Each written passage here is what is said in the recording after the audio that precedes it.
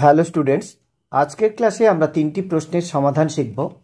আমাদের আজকের প্রথম প্রশ্ন, the number of integral values of K for which the equation 3 sin x plus 4 cos x equal to k plus 1 has a solution.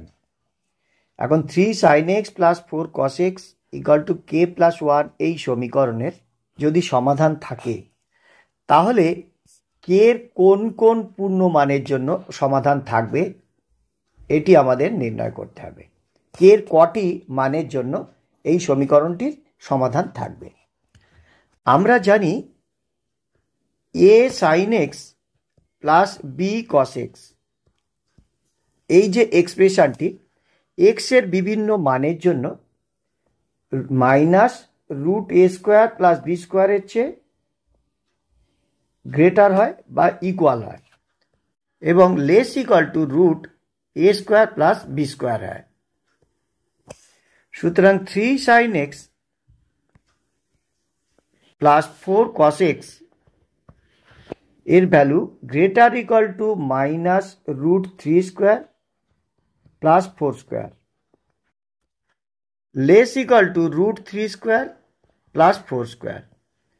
Root 3 square plus 4 square করলে এক্ষেত্রে 5 পাবো, তাহলে minus 5 less equal two 3 sin x plus 4 cos x less equal two 5। এখন 3 sin x plus 4 cos x equal to k plus 1, তাহলে k plus 1 এর value minus 5 এর চেয়ে বড় বা সমান হবে এবং লেস ইকুয়াল টু 5। সুতরাং k এর value greater equal to minus 6 এবং লেস ইকুয়াল টু 4। এখন বলেছে যে number of integral values of k, এখন কে হলো ইন্টিজার অর্থাৎ কে হলো পূর্ণ সংখ্যা, তাহলে কে এর মান কি হতে পারে? মাইনাস 6 হতে পারে, minus 5, minus 4, minus 3, minus 2, minus 1, 0, 1, 2, 3, 4। খেয়াল করে দেখো আমরা কে এর কটি মান পাচ্ছি? 1, 2, 3, 4, 5, 6, 7, 8, 9, 10, 11, অর্থাৎ কে এর 11টি মানের জন্য এই প্রদত্ত সমীকরণটির সমাধান থাকবে। Question number 2, if the equation cos to the power 4 theta plus sin to the power 4 theta plus lambda equal to 0 has a real solution for theta, then lambda lies in the interval। চারটি option আছে, কোনটি correct option এটি তোমাদের নির্ণয় করতে হবে। এক্ষেত্রে দেওয়া আছে cos to the power 4 theta plus sin to the power 4 theta equal to minus lambda।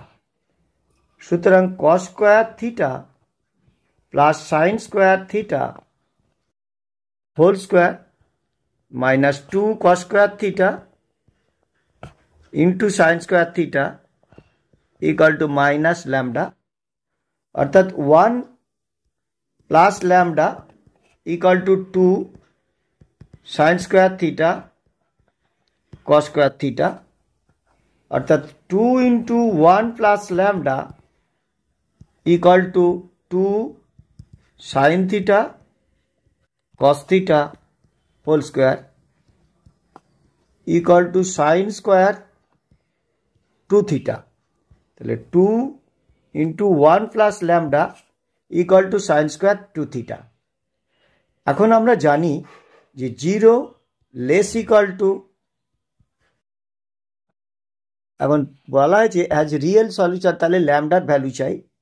0 less equal to sine square 2 theta less equal two 1, সুতরাং 0 less equal to 2 into 1 plus lambda less equal two 1 হবে, অর্থাৎ 0 less equal two 1 plus lambda less equal to half হবে।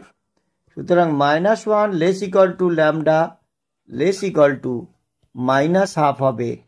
সুতরাং lambda belongs to minus 1, minus half closed interval. Question number 3, let S be the set of all alpha belongs to R such that the equation cos 2x plus alpha sin x equal to 2 alpha minus 7 has a solution. Then S is equal to চারটি option আছে, কোনটি correct option এটি তোমাদের নির্ণয় করতে হবে। এক্ষেত্রে ইকুয়েশনটি হলো cos 2x plus alpha sine x equal to 2 alpha minus 7। cos 2x এর পরিবর্তে আমরা লিখব 1 minus 2 sine square x plus alpha sine x equal to 2 alpha minus 7।